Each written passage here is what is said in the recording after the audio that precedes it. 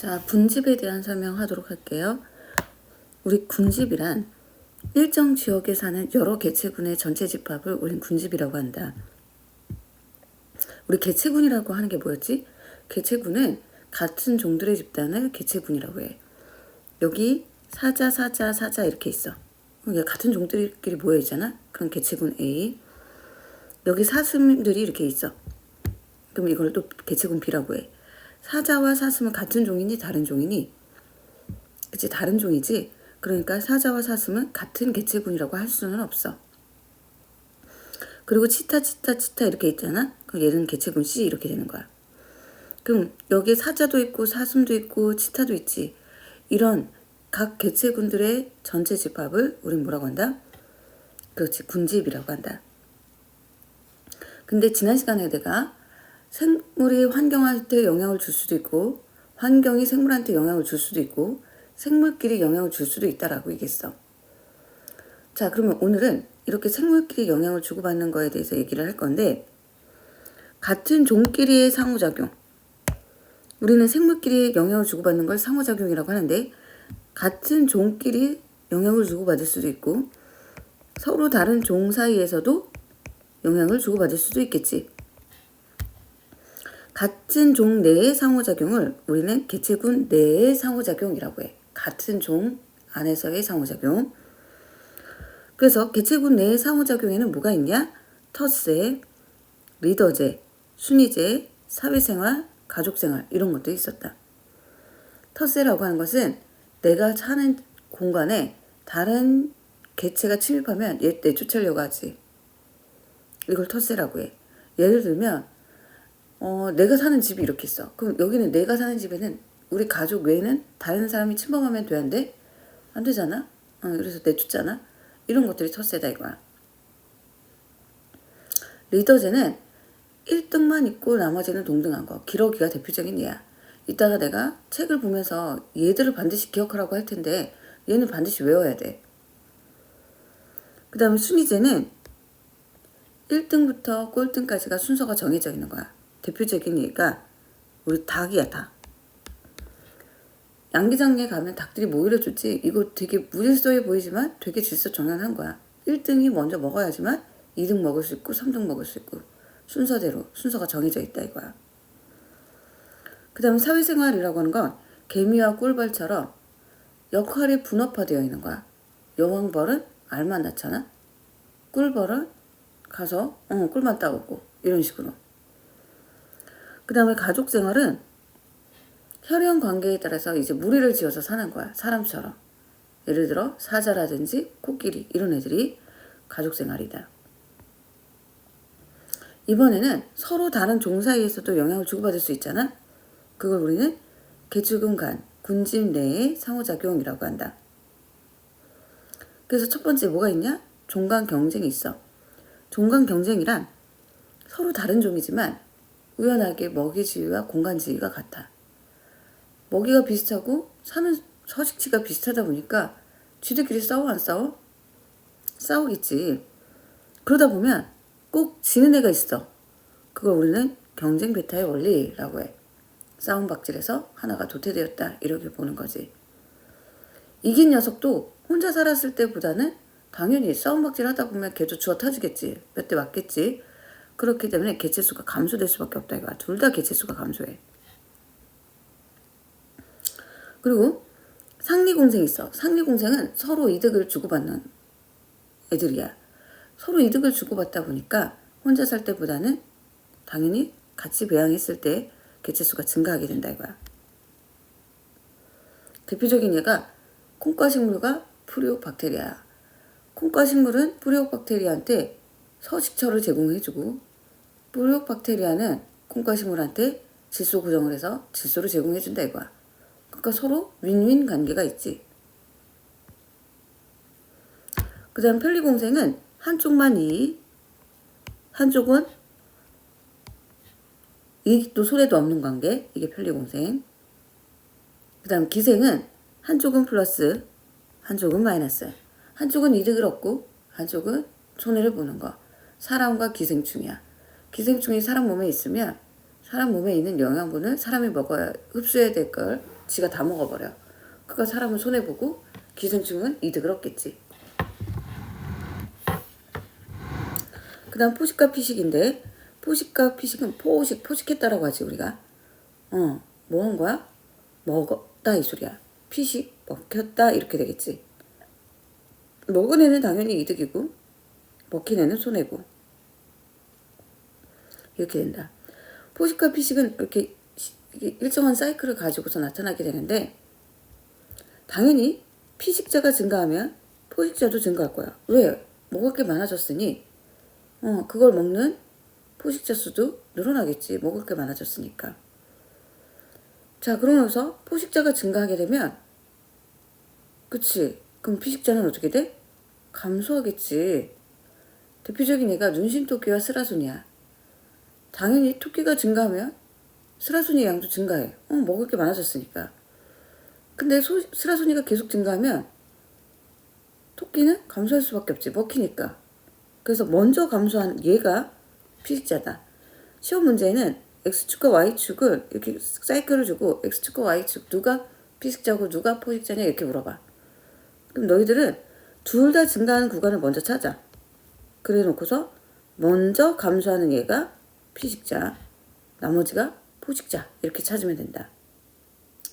피식과 포식은 경쟁과는 달라. 왜냐? 우리 경쟁은 먹이지위와 공간지위가 같다라고 했지. 우리는 먹이지위와 공간지위 같은 걸 뭐라고 한다?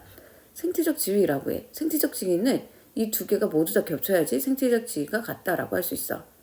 하지만 피식과 포식은 공간지위는 같다. 같은 공간에 살아.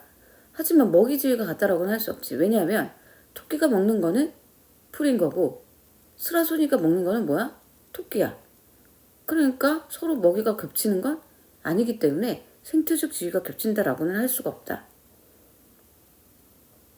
공간 지위만 겹치기 때문에. 그래서 포식과 피식은 그냥 포식과 피식이다 이렇게 알고 있으면 되고, 분서는 싸우기가 싫은 거야.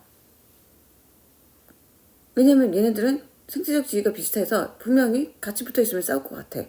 그러니까 뭔가 얘가 공간을 나눠서 살거나 또는 얘가 출연하지 않은 시간 타임을 좀 바꿔서 살거나 이렇게 마주치지 않도록 따로 나뉘어서 사는 거를 분서라고 한다. 자, 군집의 천이야. 군집의 천이란, 천이가 뭐냐면 변하고 있다 이 소리야. 자, 너희가 처음 태어났을 때 그 모습과 지금이랑 어때? 같아? 같지 않지. 되게 세월에 폭풍을 확 맞았잖아. 그래서 변한단 말이야. 애기였을 땐 귀여웠을 텐데. 이렇듯이 생태계도 처음 모습과 지금 모습이 같지 않다 이거야. 변화가 세월이 시간이 가면 갈수록 변화가 된다 이 뜻이야. 그런 변화를 우리는 뭐라고 한다? 천이라고 하는데, 1차 천이라고 하는 것은 아무것도 없는 볼모지에서 이제 시작이 되었다 이거야. 그런데 이 1차 천이 안에는 건성천이와 습성천이가 있어. 건성천이는 말 그대로 맨땅, 육지에서 시작하는 거야. 용암대지. 습성천이는 물가에서 시작했다 이거야. 그래서 천이 과정을 살펴보면 용암대지였어. 아무것도 없는 볼모지였다 이거야. 거기에 지류라고 해서 세균과 곰팡이의 중간 정도에는 생명체가 등장해. 우리는 얘를 뭐라고 한다?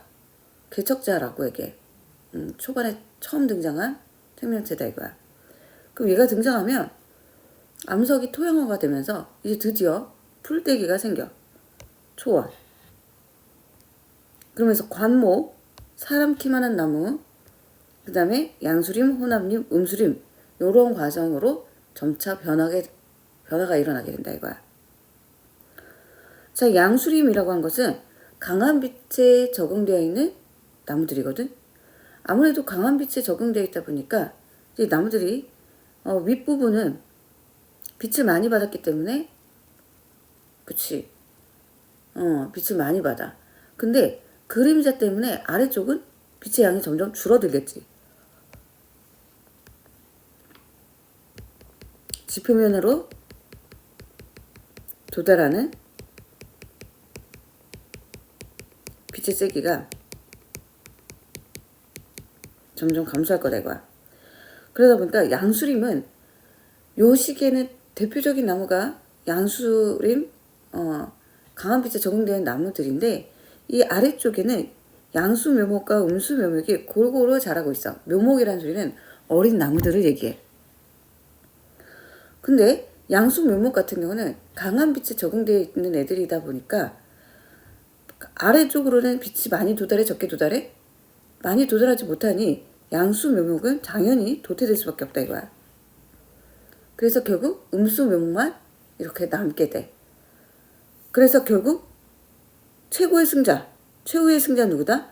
음수림이 되었다 이거야. 음수림이 되게 되면 더 이상 그 다음 과정에 천이 과정이 있다 없다? 없어. 여기서 끝나. 그래서 우리는 그걸 뭐란다? 극상에 도달했다라고 얘기를 해. 당연히 양수에서 호나 음수로 갈수록 숲은 울창하게 우거지게 된다 이거야. 됐어요? 습성천이는 말 그대로 강과 호수와 같이 물가에서 천이가 시작되는 경우야. 그래서 호수, 그 다음 습생식물, 습원이라고 하기도 하거든. 얘가 등장을 하면, 즉 얘가 이제 개척자인 거야. 초원, 관목, 양수, 혼합, 음수 이 과정에 따라서 이제 천이가 이루어지게 된다 이거야. 그렇지. 건성천이랑 그 다음부터는 똑같지. 근데 여긴 빠졌는데 2차 천이라는 게 있거든.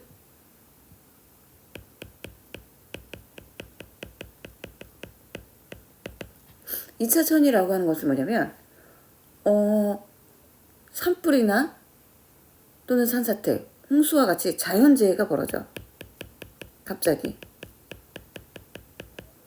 자연재해가 일어나게 되면 천이가 처음부터 시작되는 게 아니라 어디부터 시작된다? 초원부터 시작돼. 풀떼기부터. 그래서 나머지 똑같아. 관모, 양수, 혼합, 음수림으로 천이가 진행이 되고 2차 천이 같은 경우는 1차 천이에 비해서 훨씬 더 천이 속도가 어떻다? 빠르게 진행이 된다. 됐어요? 자, 그 다음에 이제 방형부법인데 방형부법은 너무 중요해서 뒤에서 다시 설명할 거야. 방형부법은 뭐냐면 우리 일산의 대표적인 산이 어디 있을까? 정발산이 예를 들어 내가 너희들한테 정발산을 대표하는 식물을 조사해와라 라고 했어. 그때 이제 그 식물을 조사하는 방법을 우린 방형법이라고 한다. 자, 일단은 밀도라고 하는 게 있지. 밀도란 면적분의 개체수를 얘기해. 그 특정 지역에 사는 면적분의 개체수가 얼마나 있는지. 빈도란 전체 방형구수분의 어떤 개체가 출현한 방형구수를 얘기하고, 피도란 면적분의 그 개체가 차지하는 면적을 얘기해. 이 방형구가 뭔지 조금 와닿지 않을 텐데 뒤에 가서 설명하도록 할게. 자, 그랬을 때 우리는 밀도, 빈도, 피도 이걸 막 더할 수가 없어. 왜냐하면 얘는 개체수고 얘는 방형구수고 얘는 면적이라서 단위가 다 달라. 그래서 얘를 상대값으로 비교한 거야. 그래서 퍼센트로 나타낸 거. 그래서 상대 밀도, 상대 빈도, 상대 피도 이런 걸 구해. 그래서 이거를 더해. 이걸 더한 값을 우리 뭐라고 하냐면 중요치라고 해. 여기 나와 있지. 얘를 더한 값을 중요치라고 한다. 그래서 이 더했을 때 이 중요치가 가장 큰 게 그 지역을 대표하는 대표종이었다. 이렇게 보는 거야. 됐어? 자, 필기는 여기랑 여기만 하면 될 거야. 방형국법 본격적으로. 다시 방형법 이렇게 나와 있어. 이렇게 판때기에 이렇게 칸이 새겨져 있는 게 이게 방형구인데, 자, 여기 개나리가 있고 파란색은, 빨간색은 진달래가 있다. 그러면 얘네들의 밀도는 어떻게 구하냐? 가로가 1m, 세로가 1m야. 그럼 밀도, 면적은 얼마야? 1제곱미터지. 이 1제곱미터 안에 개나리가 몇 개 있는지 세보는 거야. 그랬더니 몇 개 있다? 5개 있었고, 진달래 몇 개 있는지 세보는 거야. 그러니까 진달래도 몇 개 있었다? 5개 있었다. 이렇게 돼. 자, 빈도는 전체 칸수야. 가로가 10칸, 세로가 10칸이라서 전체 몇 칸이다? 100칸이야. 이 100칸 중에 개나리는 몇 칸에서 출연했니? 4칸에서 출연했고, 진달래는 몇 칸에서 출연해서? 3칸에서 출연했어. 그래서 100칸분의 4칸 또는 100칸분의 3칸 이렇게 된다 이거야. 이게 빈도다. 그 다음 피도는 전체 면적분의 그 해당 기체가 차지하는 면적인데, 얘가 지금 센티미터로 나왔기 때문에 얘 1m를 센치로 고쳐야 돼. 그래서 1m는 몇 센치야? 100cm지. 여기도 100cm. 그러니까 100 하니까 얼마야? 10,000제곱cm분의 얘 하나당 4제곱cm래. 근데 개체가 몇 개야? 5개니까 5, 4, 20. 얘가 차지하는 면적이 20제곱cm였고, 진달래는 여기 하나당 9제곱cm니까 5개니까 5, 9, 45, 45제곱cm였다 이거야. 이게 피도야. 근데 아까도 얘기했지만 얘랑 모두 다 단위가 다르기 때문에 얘를 상대값으로 바꿔줘야 돼. 상대값은 전체 개체수분의 해당 개체수의 밀도 곱하기 100. 빈도는 전체 빈도를 다 더한 것분의 해당 개체의 빈도 곱하기 100. 피도는 전체 피도를 더한 것분의 해당 개체의 피도 곱하기 100. 이렇게 나타낸 거다. 그래서 이걸 다 더한 값, 퍼센트를 다 더한 값을 우리는 중요치라고 했고, 이가 클수록 그 지역을 대표하는 대표정이었다. 이렇게 보면 돼. 그럼 예를 들어볼게. 여기 지역 A가 있고 지역 2가 있어. 지역 1이 있고 지역 2가 있어. 지역 1, 2 보니까 A, B, C종이 다 있는 거야. A종은 30개, B종은 20개, C종은 50개 있어. 지역 2에는 A종이 15개, B종이 10개, C종이 25개 있는 거야. 그러니까 1번 지역의 개체수를 다 더하니까 100개, 2번 지역의 개체수를 다 더하니까 50개 이렇게 돼 있다. 자, 문제에서 지역 1과 지역 2는 지역 1이 지역 2에 비해서 면적이 2배다 이렇게 줬어. 그 면적이 2배라고 했으니까 지역 1의 면적을 ES라고 준다면 지역 2의 면적은 어떻게 돼? S 이렇게 되겠지. 그러면 지역 1과 지역 2에서 A의 밀도를 비교하라는 게 문제야. 그러면 어떻게 돼? 밀도란 면적분의 개체수라고 했으니까 ES분의 30, S분의 15 해서 결국 개체군 A의 밀도는 1번과 2번 지역에서 모두 다 같게 나왔다. 이렇게 보는 거야. 자, 그럼 이번엔 상대 밀도를 비교해보래. A의 상대 밀도는 전체 개체수분의 해당 개체수 이렇게 돼. 100분의 30, 얘는 50분의 15 하니까 이 또한 어때? 그렇지. A의 상대 밀도가 역시 1번과 2번에서 같게 나왔다. 이렇게 보면 된다. 되셨어요? 자, 일단 여기까지 필기하고 교재로 넘어가도록 할게요.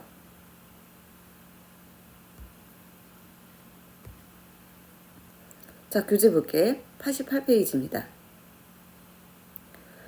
자, 개체군 내의 상호작용 이렇게 되어 있어. 자, 개체군 내의 상호작용은 개체군의 밀도가 증가하면, 개체수가 증가하면 먹이나 공간, 배우자를 차지하기 위해서 같은 종끼리도 경쟁이 일어나게 된다 이거야. 그래서 이런 경쟁을 피하고 질서를 유지하기 위해 다양한 상호작용이 나타나는데 그 중에서 터스에다. 개체군 내의 상호작용이란 같은 종끼리의 상호작용을 얘기해. 터스란 먹이, 서식, 공간, 배우자를 독점하기 위해서 세례권을 확보하고 다른 개체의 침입을 막는 거를 우린 터스라고 해. 터스의 대표적인 예는 여기 보면 은어가 항상 잘 나와. 됐어? 까치도 터스에. 여기 보니까 물개나 버들붕어도 있대. 이런 예들은 좀 외우고 있어야 돼. 자, 순위제라고 하는 것은 1등부터 꼴등까지가 순서가 정해져 있는 거야. 됐어요? 자, 그래서 대표적인 예가 닭, 아까 모이 좋을 때 일본 원숭이, 큰 뿔양 이렇게 있다. 됐어요? 얘는 반드시 외워야 돼. 리더제는 기러기가 대표적인 예인데 리더만 있고요. 한 명만 지휘하는 통수라는 지휘자 한 명만 있고 나머지는 다 똑같아. 그래서 기러기, 그지? 늑대 대표적인 예다. 사회생활이라고 하는 것은 각각 역할이 분업화가 되어 있어. 그래서 개미라든지 벌이 대표적인 예였다. 자, 그 다음 가족 생활은 혈연 관계에 따라서 개체들이 모여 사는 거, 엄마 아빠 이런 식으로 사자, 그리고 코끼리, 침팬지 이런 애들 외우면 될 것 같아. 그래서 여기 반드시 여기 있는 얘들은 시험에 아주 잘 나온 얘들이니까 반드시 외우고 있어야 된다. 자, 개념 확인 문제를 풀어보는데 개념 확인 문제에서 애들이 1번을 많이 틀렸더라고. 1번만 내가 바로 풀어주도록 할게요. 개체군의 특성에 대한 설명으로 옳은 건 동그라미, 옳지 않은 건 X표하시오라고 되어 있어. 개체군의 밀도는 이입과 이출보다 출생과 사망의 영향을 더 크게 받는다. 그치? 출생과 사망에 의해서 거의 대부분 개체수가 결정된다라고 보면 돼.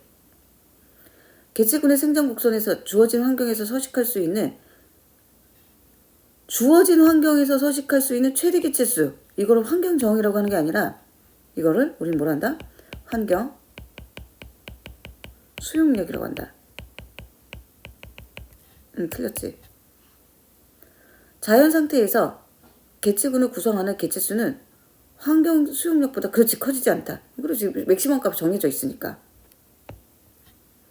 사자와 같은 대형 포유류는 초기 사망률이 낮고 대부분 개체의 생리적 수명을 다하고 죽는다. 대형 포유류. 그치, 처음에는 안 죽고 상대 수명을 다하면 죽겠지. 부모가 보호하기 때문에. 눈신토끼와 스라소니의 개체군의 크기는 계절에 따른, 눈신토끼와 스라소니가 계절에 따른 변동이야? 아니지. 돌말이 계절에 따른 변동이지. 단기적 변동. 그래서 얘는 10년 주기로 변하는 장기적 변동이야. 그래서 계절에 따른 환경 요인에 따라 변하는 건 아니었다 이거야. 됐어요? 그래서 이렇게 되고요. 여기도 다 풀어보는데 아무래도 여기서 보면 몇 페이지니 91페이지에서 개체수가 많은 A가 피식자, 그래야겠지. B가 보다 포식자, 이렇게 된다 이거야. 나머지들은 해보면 돼. 환경정은 항상 받아야 돼, 안 받아야 돼? 항상 받아야 됩니다. 알겠지? 그리고 얘는 장기적 변동이라고 했기 때문에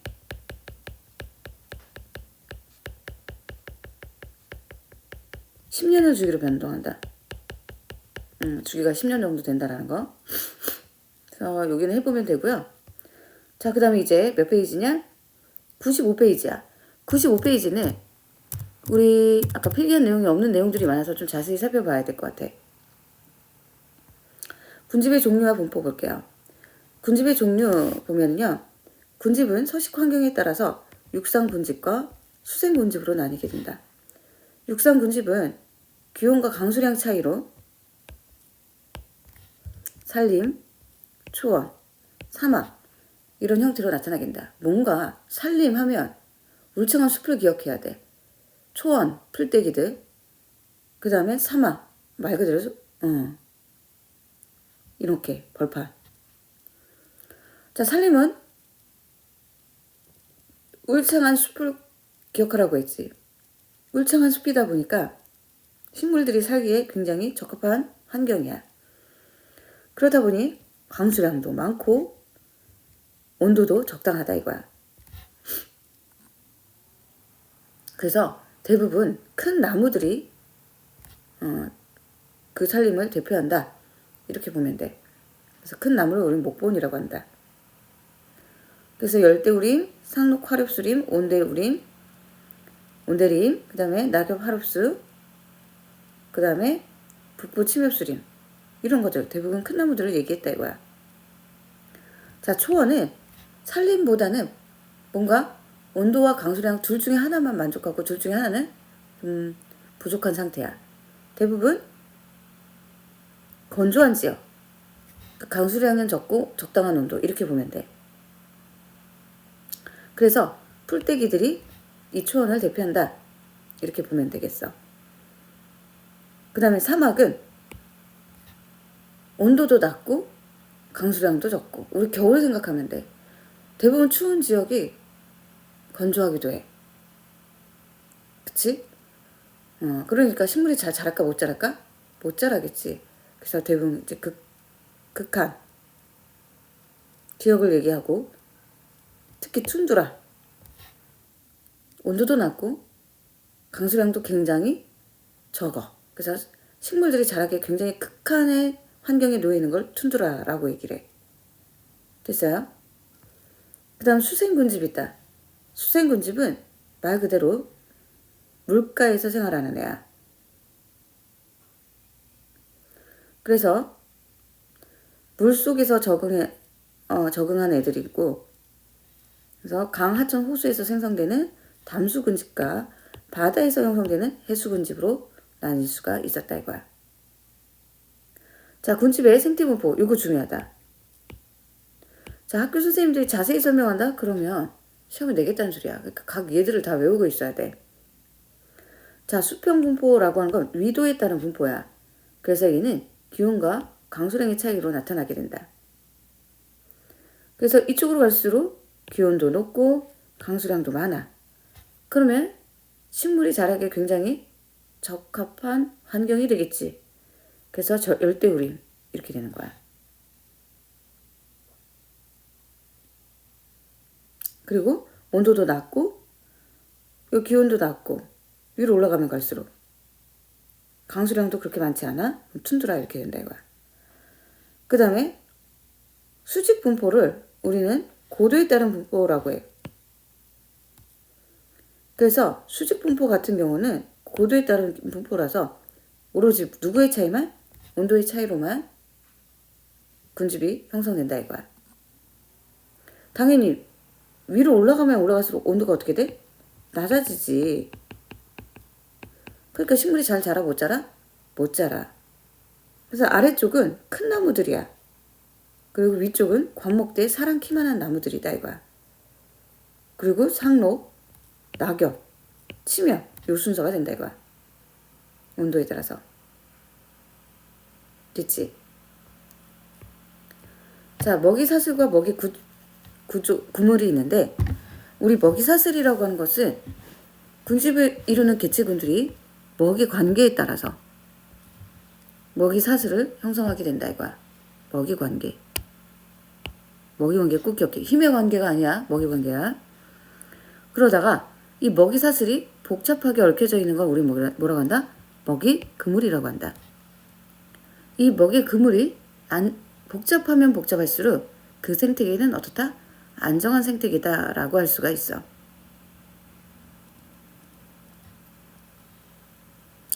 그래서 산림의 층상 구조를 보면 산림과 같은 많은 개체군들은 빛의 세기와 양에 따라서 이제 층상 구조를 이루게 되는데, 여기 보자. 당연히 아래로 도달할수록 도달하는 빛의 세기는 어떻게 돼? 그치, 빛의 세기가 줄어들겠지. 그림자 때문에. 점점 감소한다. 자, 지중층은 대부분 세균들이 분해자들이 서식하는 곳이야.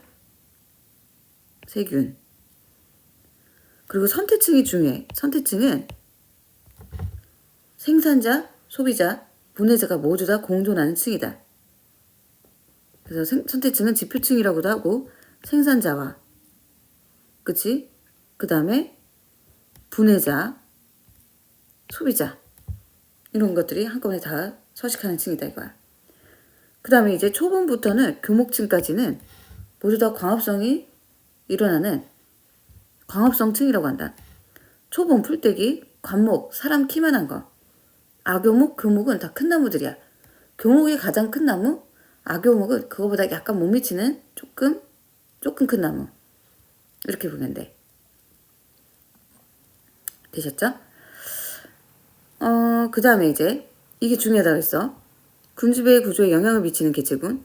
우점종이라고 하는 건 그 지역을 뭐하는 애? 대표하는 애. 그래서 우점종을 우리는 대표종이라고도 한다. 그래서 개체수가 많거나 가장 넓은 면적을 차지하는 애. 그래서 그 군집을 대표하는 가장 많은 애들을 우점종이라고 얘기해. 그 다음에 핵심종은 우점종은 아니야.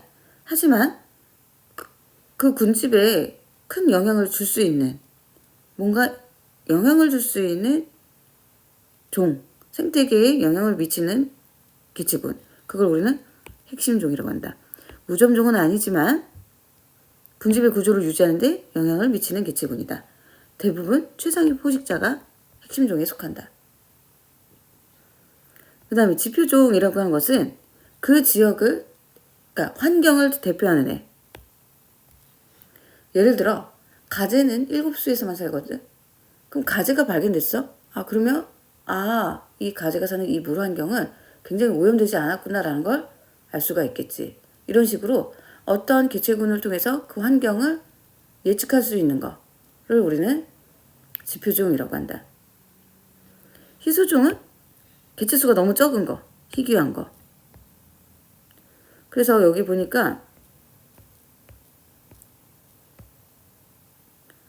지표종이 얘에 나와 있어. 그래서 지유류 같은 경우는 이산화황의 농도가 굉장히 낮은 곳에만 서식하거든. 그러니까 지유류가 발견됐어. 그러면 그 지역은 이산화황이 거의 없다. 이렇게 할 수 있겠지. 또는 청개구리. 얘도 깨끗한 환경에서만 살 수 있어. 청개구리가 발견됐다는 소리는 그 지역은 깨끗한 환경이구나 라는 걸 알 수 있다. 그 다음에 에델바이스도 얘는 1500m 이상의 높은 지역에만 사는 애야. 에델바이스가 발견됐다는 소리는 여기가 꽤 높은 지역이구나 라는 걸 에델바이스 종에 확인할 수가 있었다 이거야. 자, 그 다음에 이제 군집의 천이야. 천이란 내가 변천사를 얘기한다라고 했지. 그래서 1차 천이는 생물이 없는 볼모지에서 시작하는 거야. 그래서 건성천이가 있고 습성천이가 있다. 그래서 지유류가 등장해 얘를 우리는 개척자라고 얘기하고 처음에 등장한 걸 초원, 관목, 양수, 혼합, 음수 이렇게 된다 이거야. 우리는 음수임에 도달하면 더 이상 그 다음 천이 과정이 일어나 안 일어나? 일어나지 않지. 그래서 우리는 극상에 도달했다 이렇게 보는 거야. 그 다음 습성천이 같은 경우는 호수나 연못에서 시작을 해.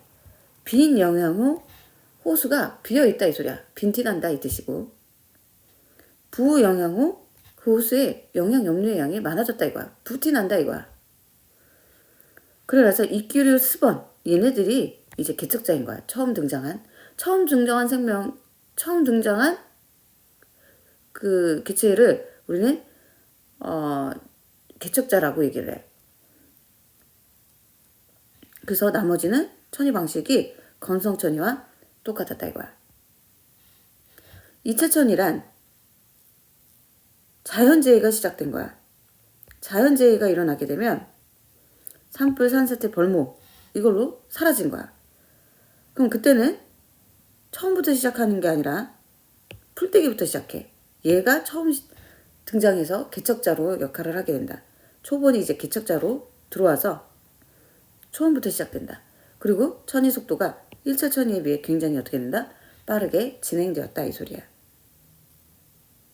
됐어요? 산불, 산사태, 벌목은 2차 천이지만 화산 폭발은 그건 1차 천이다. 걔는 자연재해 이상을 넘어섰다 이렇게 보는 거야. 그 다음에 방형부법이 나와 있어요. 완전 중요해. 방형부법. 방형부법은 그 지역을 대표하는 종을 조사할 때 사용하는 방법이다. 얘는 수행평가라든지 시험에 꼭 등장합니다. 반드시 알고 있어야 돼. 그래서 방향국법을 이용할 때 밀도, 빈도, 피도 이런 것들을 조사하는데 밀도란 전체 면적분의 특정 종의 개체수, 빈도란 전체 방향급수분의 특정 종이 출현한 방향급수, 피도란 전체 면적분의 그 특정 종이 차지하는 면적을 피도라고 해. 근데 이걸 그냥 막 더할 수가 없다라고 했어. 왜? 단위가 다르기 때문에. 그래서 상대값 전체 밀도의 합분의 특정 종의 밀도 곱하기 100, 전체 빈도의 합분의 특정 종의 빈도 곱하기 100, 조사한 모든 종의 피도의 합분의 특정 종의 피도 곱하기 100. 그래서 상대 밀도, 상대 빈도, 상대 피도 이거를 다 더한 값을 우리 뭐라고 해? 중요치라고 했고, 이가 가장 큰 게 그 지역을 대표하는 무점종이었다 이거야. 그래서 여기를 보세요. 자, 문제에서 방향구 4개를 설치했대. 그 말은 이거 하나가 방향구다 이 뜻이야. 이 하나, 여기 하나에 있는 작은 칸이 아니라 이 전체 틀이 요 틀 하나가 방향구야. 그럼 방향구 얘는 몇 개 설치한 거야? 4개 설치했다 이렇게 보면 되겠지. 그러면 면적부터 보자. 면적이래.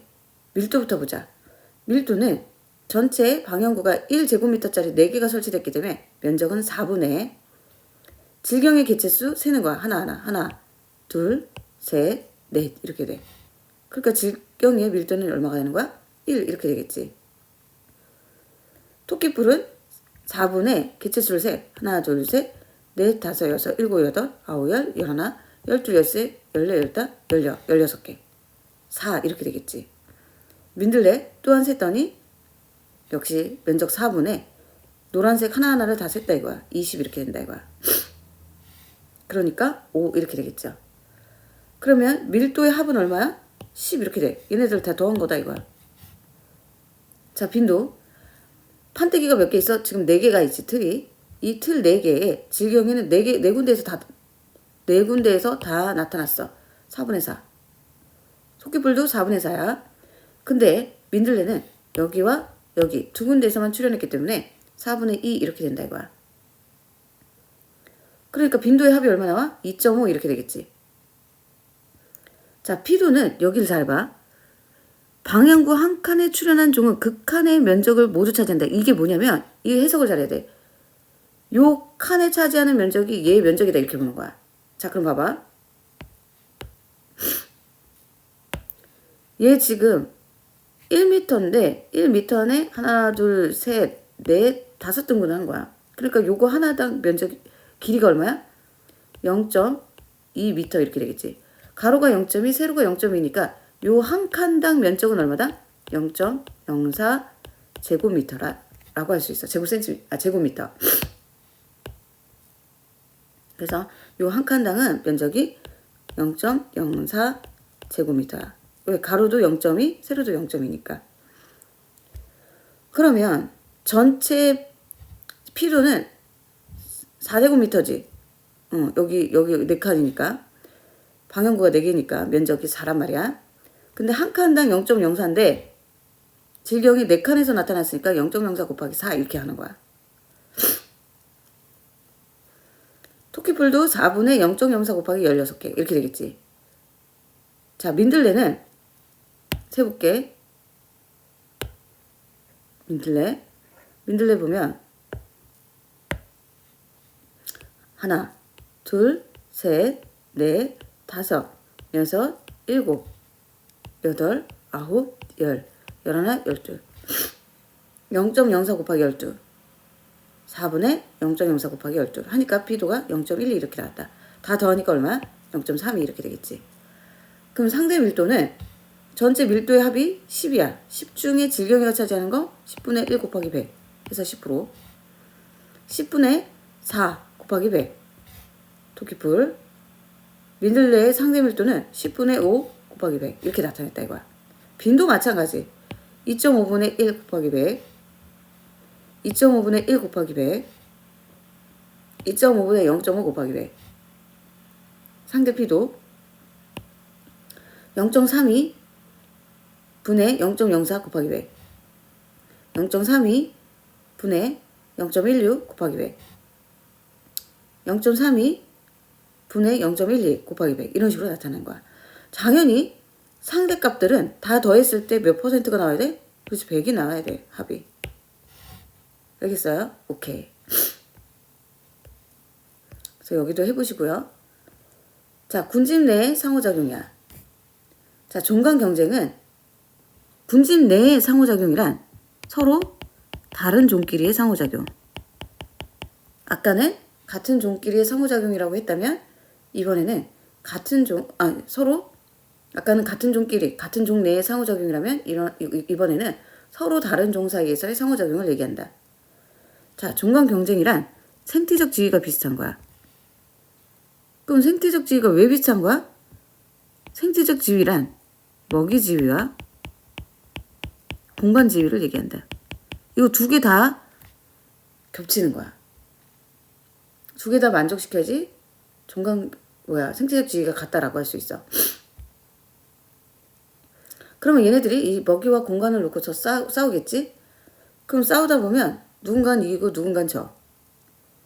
대표적인 예가 애기 집신벌레와 집신벌레 이렇게 된다. 애기가 아닌 거야. 애기가 이겼네.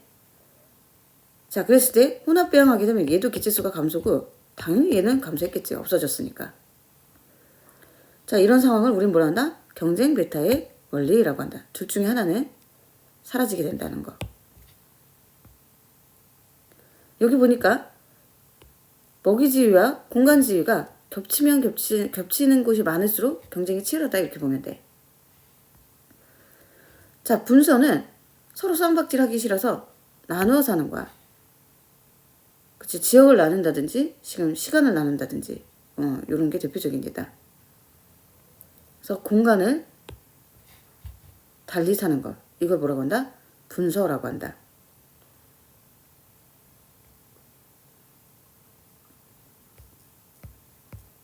그래서 따개비가 있어. 따개비 A는 깊은 바다부터 저 높은 곳까지 다 살 수 있는 애야. 반면 따개비 B는 여기 바닷속 근처에만 살 수가 있어. 왜? 얘는 건조한 게 싫어. 그러니까 오래 올라가지 못하는 거야. 근데 얘네 둘을 섞었더니 따개비 A는 위에만 서식하더라 이거야. 원래 밑에도 살 수 있는데. 근데 밑에도 살 수 있는데 아래로 내려왔어? 못 내려왔어? 못 내렸어. 누구 때문에? 따개비 B가 무서워서. 그러니까 따개비 A는 B한테 졌네. 그러니까 이거 뭐야? 여기에서는 경쟁이 일어났다 이렇게 보는 거겠지. 그래서 B가 승리하고 A는 도태된 거야. 경쟁 베타의 원리가 일어났다 이렇게 된 거야. 됐어요? 자, 공생이야. 편리공생은 한쪽은 이득. 하지만 다른 한쪽은 이득도 손해도 없는 거. 얘를 외워. 빨판상어와 거북이 제일 많이 나온다. 따개비야 혹동거래 일어나야 돼. 상리공생은 서로 이익을 주는 관계. 흰동가리와 말미잘, 콩과식물과 뿌리옥 박테리아, 균류와 조류 이게 대표적인 예들. 얘들을 외우시면 돼요. 그 다음에 기생은 하나는 플러스 하나는 마이너스 이렇게 되는 거지. 손해보는 애를 우리는 숙주라고 하고 이득 보는 애를 기생자라고 한다. 사람과 기생충이 대표적인 예다. 포식과 피식은 먹고 먹히는 관계야. 포식자 먹는 애, 피식자 먹히는 애 이렇게 되겠지. 그래서 뭐 이런 거 플러스 마이너스 이런 거 보고서 얘가 무슨 관계인지 찾아내면 되더라 이거야. 자, 이거 해보시고요. 내가 몇 번만 풀어줄 거냐면 요거 방향구법 105페이지 보도록 할게요. 특정 종의 모모는 그 종에 출현한 방향구수가 나왔기 때문에 얘는 뭐다? 빈도다라고 할 수 있는 거야. 특정 종의 피도를 물어봤기 때문에 이건 뭐야? 그 종이 차지하는 면적이야. 전체 방향구의 면적으로 나눈 값이다 라고 할 수가 있겠네. 중요치란 상대 밀도,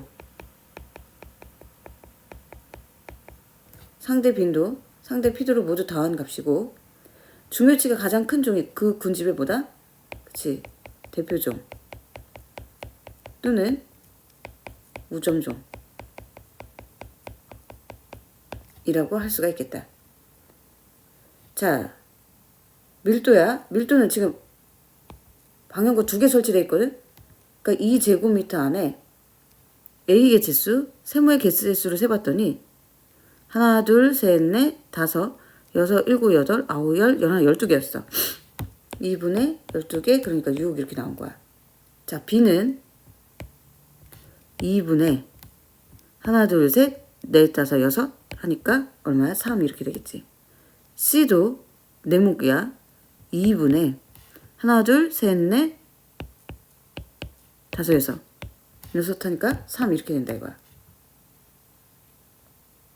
자, 빈도는 두 칸 안에 A는 두 칸 다 차지돼 있어. 그러니까 두 칸 안에 두 칸에 다 있으니까 2분의 2 해서 얼마다? 1이다 이거야. B도 마찬가지. 근데 C는 두 칸 중에 여기에만 나타났지. 그러니까 얼마야? 2분의 1 해서 0.5 이렇게 되겠네. 자, P로는 아까랑 똑같아. 뭐라고 되어 있냐면 한 칸, 방향구 한 칸에 초련한 종은 그 면적을 모두 차지하는 것으로 간주한다. 요 한 칸의 면적이 그 개체가 차지하는 면적이다 이거야. 그러면 얘가 지금 1m가 5등분 돼 있으니까 요 하나당 0.2. 세로가 0.2면 가로가 0.2면 세로도 0.2 이렇게 되겠지.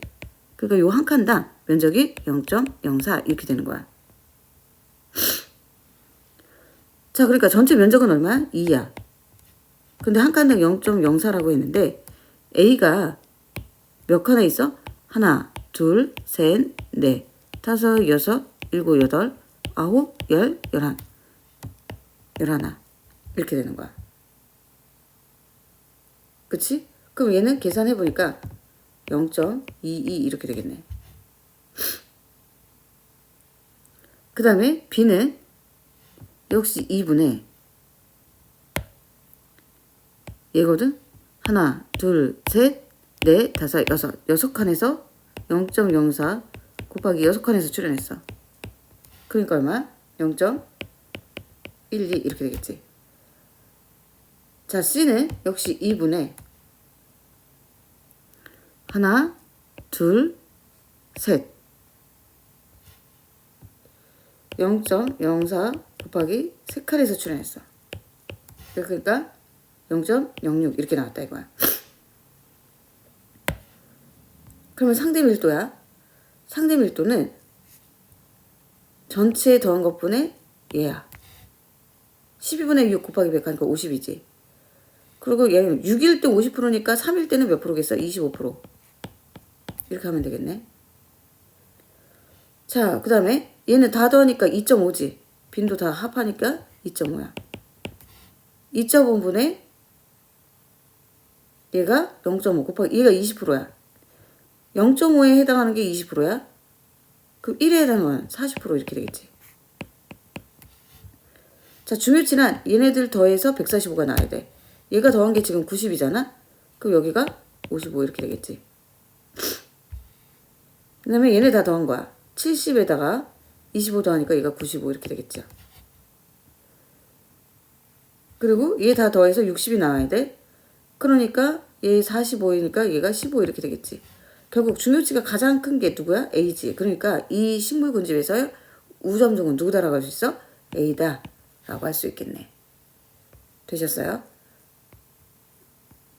그래서 숙제는 어디까지였냐면